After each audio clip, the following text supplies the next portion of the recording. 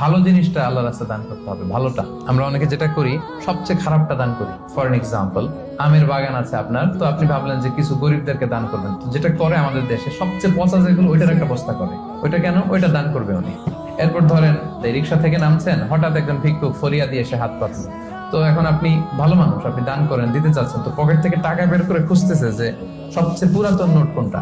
তারপরে দেখবেন যে 5 টাকার স্কচ টেপ দিয়ে লাগানো থাকে না ছেঁড়া নোট গুলো, ওইটা খুঁজে যে ওইটা দিব। তো এইটা যদি করেন, এটা আপনি ভুল করছেন, কারণ এই দানটা বেসিক্যালি আপনি আল্লাহ তাআলাকেই করছেন। কিয়ামতের দিন আল্লাহ বলবে, আমার তুমি খাবার দিলা না, আমাকে পোশাক দিলা না, আমাকে সাহায্য করলাম।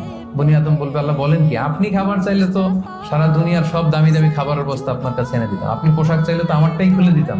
আল্লাহ বলতেন, ওই যে অসহায় পীড়িত দুস্থ সুবিধা বঞ্চিত মানুষগুলোকে খাওয়ালে আমাকে খাওয়ানো হতো, তাদেরকে পড়ালে আমাকে পড়ানো হতো। তো এই যে আপনি ছিঁড়া নোটটা যে গরিবের হাতে দিলেন, আসলে ওইটা আল্লাহরে দিয়েছেন আপনি, এটা কখনোই করবেন না। আল্লাহ তাআলা বলছেন, ওয়ালা তায়াম্মামুল খাবিসা মিনহু তুনফিকুন, খারাপটা আল্লাহরে দিও না, আল্লাহর রাস্তায় ভালোটা দিবে। সবচেয়ে ভালোটা যদি আপনি আল্লাহর রাস্তায় দিতে না পারেন, তাহলে আপনি ইমানদারি হতে পারলেন।